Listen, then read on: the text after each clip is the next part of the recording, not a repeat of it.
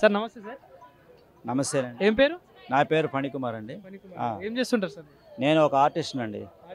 ఎక్కడ సార్ మీరు ఉండేది? మేము ఉండేది ఆరూరుపేట అండి. ఇది ఏలూరు కిందకి వస్తుందా? ఏలూరు కిందకి వస్తుంది. సార్ మరి ఇప్పుడు ఎందుకంటే ఇప్పుడు 5 సంవత్సరాలు అయిపోయింది ఆంధ్రప్రదేశ్ రాష్ట్రం, అంటే అధికారంలోకి వచ్చే వైఎస్ఆర్సీపీ గవర్నమెంట్. సో మరి 5 సంవత్సరాల్లో అభివృద్ధి విషయంలో ఎట్లా ఉంది సార్ మీ ఏలూరు కానీ ఓవరాల్గా రాష్ట్రం చూసుకున్నారు? ఇప్పుడు రాజకీయ పరంగా అయితే నాకు మామూలుగా అయితే కూరలు మొన్నటిదాకా చాలా ఎక్కువగా ఉన్నాయి రేట్లు. అయితే ఏంటంటే ఈ దోసకాయలు అనేది కేజీ మొన్నటిదాకా 30 రూపాయలు 50 రూపాయల దాకా ఉండేది. కొంచెం తగ్గించారు ఇప్పుడు, పర్వాలేదు. ఎందుకంటే పేద కళాకారులు వాళ్ళు కూడా, పేదవాళ్ళు పూర్ ఫ్యామిలీ వాళ్ళు ఎలా తింటారు, తినలేరు కదా. అలా క్యాప్సికం చూడండి, ఇప్పుడు మొన్నటిదాకా 100 రూపాయలు అంత ఉండేది, ఇప్పుడు 300 400 పెరిగిపోయింది. రేట్లు పెరిగినాయి. ఓకే. సో మరి ఇప్పుడు మీరు ఉండే ఏరియాలలో చూసుకున్నారు సార్, ఈ రోడ్లు కానీ నీళ్లు కరెంటు విషయంలో, అంటే డెవలప్మెంట్ విషయంలో ఎట్లా ఉంది మరి? సమస్యలు ఏమైనా ఎదురు చూస్తున్నారు? సమస్యలు అంటే ఒక్కొక్కసారి కరెంటు పోతుంది, ఒక్కొక్కసారి నీళ్లు రావట్లేదు, అవస్థలు పడిపోతున్నాము. మోటార్లు అన్నీ కొంచెం జాగ్రత్త చూసుకోవాలి. చెప్పిన విషయం వాళ్ళు తొందరగా, మున్సిపాలిటీ వాళ్ళు, గవర్నమెంట్ వాళ్ళు కూడా తొందరగా వచ్చి చేయట్లా. ఇన్ఫర్మేషన్ చాలా కష్టంగా ఉంది.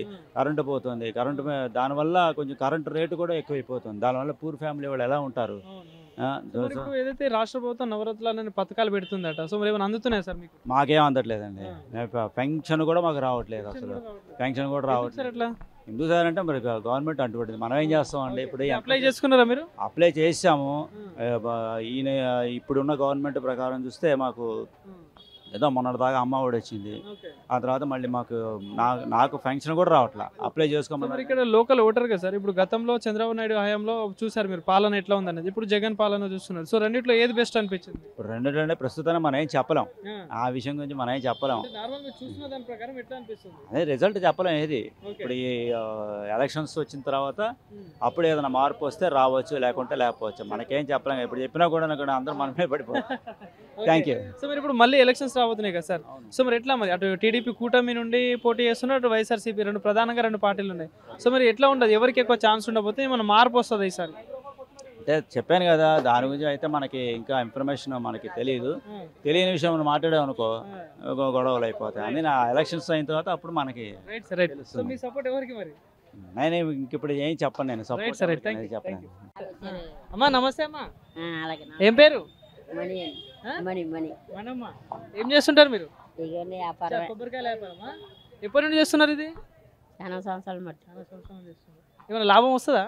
ఏదండి, ప్రతి ఊళ్ళు వ్యాపారాలు రోడ్ల మీద వ్యాపారాలు ఎక్కువైపోయి బేరాలు ఉండలేదు, ఏముంటలేదు. మొన్న పండగ వచ్చింది కదా, ఏది శ్రీరామనవమి, కూలి పని కూడా రావట్లేదు.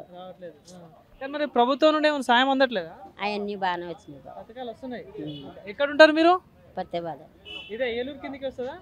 ఓకే అమ్మ, ఏం లేదు, ఇప్పుడు 5 సంవత్సరాలుగా జగన్ పాలన చూస్తున్నారు, ఇప్పుడు మళ్ళీ ఓట్లు వస్తున్నాయి. మరి ఈసారి ఎవరికి వేద్దాం ఓటు? ఆయనకే వేస్తాం. ఆయనకే వేస్తారా? ఎందుకు? ఆయన బాగా అన్ని చేస్తున్నాడు కదండి. అంతే. ఎంతమంది పిల్లలు మీకు? మాకే 2. చదువుకున్నారు ఏమన్నా? మరి ఏమైనా ఉద్యోగాలు వచ్చినాయా? ఎక్కడండి ఉద్యోగాలు? ఇస్తారంటే అప్పుడే చదువులు లేవు మాకు. అప్పుడు చదువు అసలు పిల్లలు చిన్న పిల్లలు. Okay okay. స్కూల్కి పోతున్నారా? ఓకే. ఎట్లా ఉందట బళ్ళలో చదువు? ఎట్లుందట? పర్వాలేదు, బాగానే పర్లేదు. ఓకే. సో మరి ఇప్పుడు కరెంటు నీళ్లు కానీ మీ ఏరియాలలో రోడ్లు ఎట్లా ఉన్నాయి? కరెంట్లోనండి పెంచేసాడండి అస్సలు, బాగా రేట్లు వచ్చేసినాయి. కరెంట్ బిల్లు కట్టలేకపోతున్నాం, అదొకటే ప్రాబ్లం. నీళ్ళు వస్తున్నాయి మంచిగా? నీళ్ళ ఏదో ఇప్పుడు ఎండాకాలం కాబట్టి కొద్ది వదులుతాడు, లేకపోతే బాగానే వస్తాయి. రోడ్లు ఎట్లా ఉన్నాయి మీ ఏరియాలలో? బాగోలేదండి, కొద్ది బాగా. సో మరి ఇప్పుడు ఓటు ఎవరికి వేద్దామంటావు మరి ఈసారి? మేమండి ఇప్పుడు అటు చంద్రబాబు నాయుడు ఇంతకుముందు పాలించిండు తెలుసు కదా, టీడీపీ. ఇప్పుడేమో జగన్ అన్న, మరి ఇద్దరిలో ఎవరు బాగుంది? మేము జగనందుకే. మా అన్నయ్య. సరే అమ్మా, థ్యాంక్ యూ అన్న. నమస్తేనే. నమస్తే. ఏం పేరు? సందీప్ అండి. ఏం చేస్తుంటావు అన్న? నేను డిగ్రీ కంప్లీట్ అయింది. Study continue? అవును. ఎక్కడన్నా మీరు ఉండేది? లోకల్ ఏలూరు. ఓకే. సో మరి ఎట్లా ఉందన్న విద్యా వ్యవస్థ, ఎట్లా ఉంది మీ కాలేజీలలో కానీ, అంటే ఫెసిలిటీస్ ఎట్లా ఉన్నాయి? ఫెసిలిటీస్ అయితే ఓకే, ఆల్ఆర్ ఓకే. జగన్ అన్న దయ వల్ల అంతా బాగానే ఉంది. సో మరి జాబ్ నోటిఫికేషన్ చూసుకుంటే ప్రధానంగా జాబ్ క్యాలెండర్ రిలీజ్ చేస్తా అని చెప్పడం జరిగింది. అంటే ఉద్యోగాలు కల్పిస్తున్నారా రాష్ట్ర ప్రభుత్వం ఏమైనా నోటిఫికేషన్ ఇచ్చి? జగన్ అన్న వచ్చినాక మ్యాక్స్ అందరికీ ఉద్యోగాలు అంటూ బాగానే ఉన్నాయి. కాకపోతే మన టాలెంట్ ఏదన్నా అంతే, మన టాలెంట్ అంతే. సో మరి ఏలూరు నియోజకవర్గం చూసుకుంటే ప్రధానంగా ఈ గత 5 సంవత్సరాలుగా అభివృద్ధి ఏమైనా వచ్చిందా? అభివృద్ధి అంటే అన్నీ అభివృద్ధి అయినాయి, అన్ని చేస్తూనే వచ్చారు జగన్ అన్న. ఓకే అంతా ఓకే అంతా బాగానే ఉంది. కానీ ఇంతకుముందు టీడీపీ ప్రభుత్వం కూడా ఉండే, మీరు చూసే ఉంటారు. టీడీపీ అంతా లేదు, టీడీపీ అసలు అవ్వదు. వస్తే జగన్ అన్నే పక్క మళ్ళీ, అంతే అంతే. కానీ ముందు ఎంపీ ఎలక్షన్స్ ఉన్నాయన్న.